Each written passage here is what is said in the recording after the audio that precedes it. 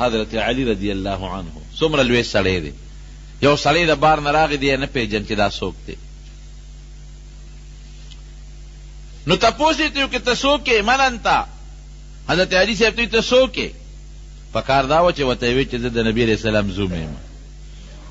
پکار دا و چې وی د هغه د تره زوی یم. فاتح خیبر دی، رکوټې سړی نه دی. حضور پاک د ده په حق کې د جنتیت اعلان کړی دی او باب العلم یې ورته ویلی دی چې علي صاحب د علم دروازه ده. انا مدینة العلم وعلي بابها.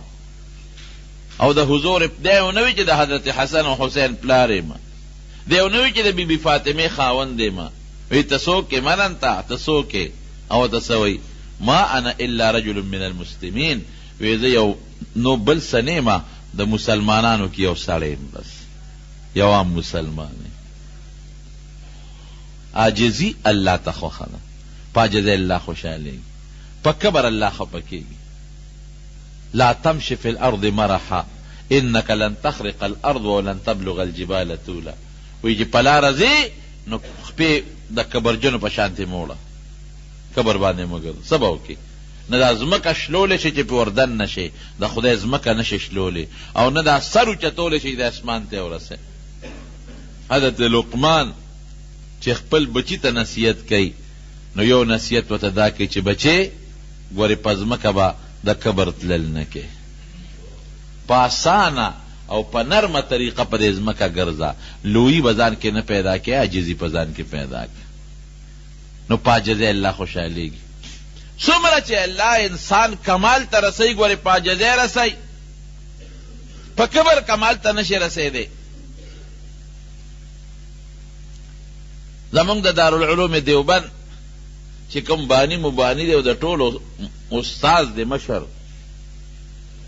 مولانا قاسم نانوتوي رحمت الله علیه، ډېر لوی سړی و. نو د دارالعلوم دیوبند بنیاد دی ښودی دی. دی د شاه عبدالغني رحمه الله شاګردو. نن سبا د دارالعلوم دیوبند نه څومره چینې روانې دي، د دنیا ګوټ ګوټ کې په لکونو شاګردان دي دارالعلوم دیوبند. او دا په لکونو مدرسې چې څومره د دنیا په ګوټ ګوټ کې دي، دا ټولې مدرسې د دارالعلوم دیوبند په نقشه روانې دي. او ټولو کې دارالعلوم دیوبند شاګردان د شاګردانو شاګردان د شاګردانو شاګردان لګیایي درسونه کوي. د دې ټولو ثواب به مولانا قاسم نانوتوي رحمه الله ته رسېږي. لوی سړی قسم. او علم اوهو د علم غر و غر چې خدای پاک دله کوم علم ورکړی، د دې له اندازه ولګوئ چې کله د دارالعلوم دیوبند بنیاد یې ښوده، ځمکه ورته چا وقف کړه، دشت و بیابان ځمکه، هغه وخت کې چا په ځمکو څه کول؟ نو خوب ویني خوب، د دواړو جهانو مبارک سردار په خوب کې ولید.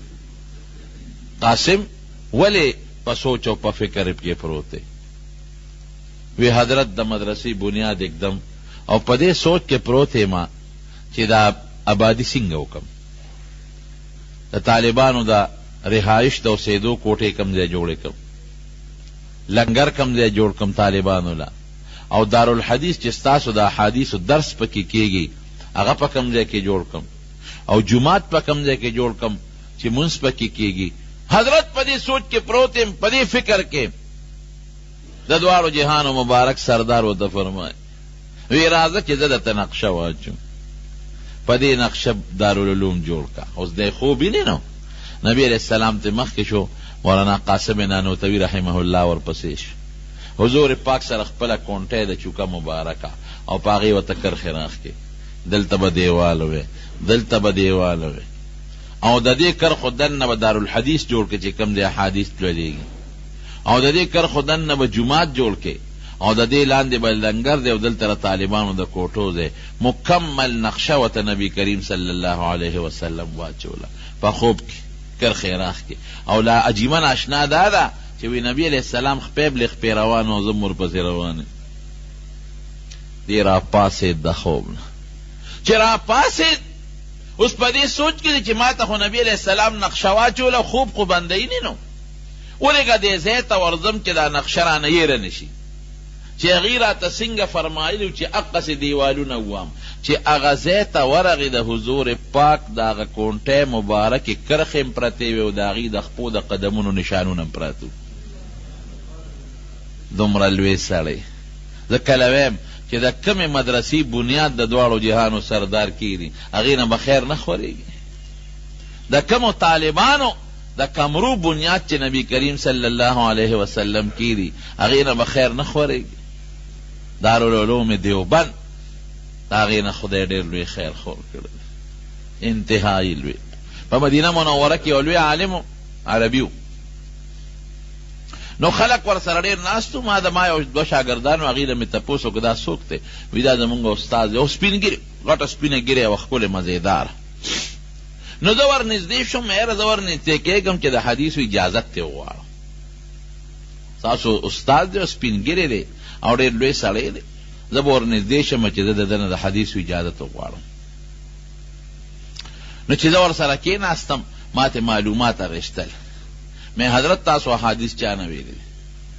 وی زما فلان کې استاد یو عربي استاد یې راته وښوي، هغه زما استاد دی. مې حضرت د هغه استاد څوک دی؟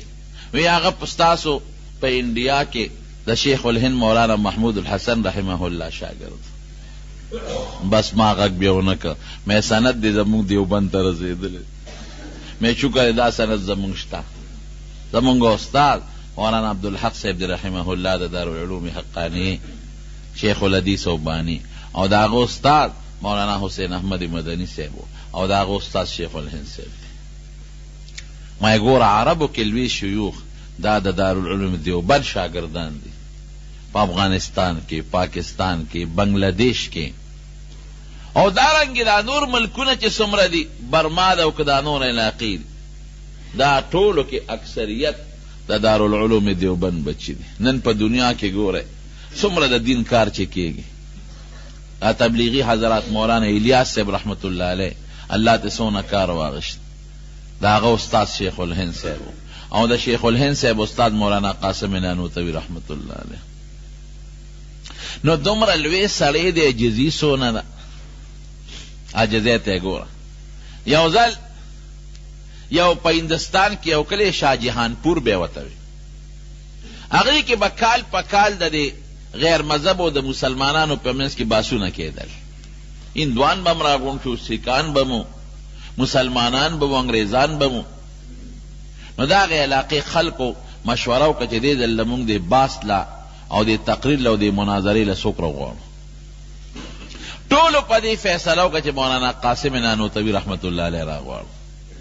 لوی سړی دی او لوی علم خدای ورکړی دی، دا مناظره به دې وکړي. نو مولانا قاسم نانوتوي رحمت الله علیه پسې د هغې علاقې عالمان رالل. وی صاحب سخت کال موږ هندوانو سیکانو سره د خپل اسلام په مطابق چې کم باس کو او د اسلام هغه حقانیت ورته ښکاره کو، نو د هغې دپاره موږ د ټولو علماو سته انتخاب کړی دی. نه به ته کې وی ورځ هم کومه مقرر کړې ده، وی په پلانکې میاشت کې پلانکې ورځ. وی ډېره ښه ده، زه به د هغې نه یو ورځ مخکې درځم چې کوم تاریخ ستاسو دی، د هغې نه به یو ورځ مخکې درځم شاهجهانپور ته. چې هغه تاریخ راورسېد د هغې نه یو ورځ مخکې خلک رالل ریلګاډي ته، ریلګاډي کې به درځم، ټرین کې خلک ریلګاډي په د شاهجهانپور چې کوم ریلوے سټیشن دی، د دنیا عالمان او مسلمانان او طالبان دا راغلي دي، او لوی استقبال دی چې مولانا قاسم نانوتوي رحمت الله علیه به راځي او د هغې استقبال به کوو. لوی عالم دی. دی چې کله په ریلګاډي کې را روان شوی دی، سوچ یې کړی دی چې دا خو به ټول خلک زما استقبال له راغلي، عالمان به م راغلي، هغه ته پته وه دا خو به زما په زړه کې زه دومره لوی سړی یم چې دومره مولیان دی زما استقبال وکړي، او بیا چې استقبال کوي نو چغې به وایي زنده‌باد او زنده‌باد زنده‌باد. یاره دا خو را باندې ښه نه لګي، قاسمه دومره لوی سړی خو نه، دومره لوی سړی. نو د هغې ریلوے سټیشن نه مخکې بل ریلوے سټیشن راته 15 کیلومیټره د هغې او د دې منځ کې فرق و. نو دې په هغه ریلوے سټیشن باندې کوشو، د هغې نه مخکې کوشو. ریلګاډی چې کله ورسېد نو خلکو ډبې کتلې دي، پکې نشته. یو ډبې ګوري، بله ډبې ګوري، لوی استقبال دی او بینرې دی او زنده‌باد چغې دي.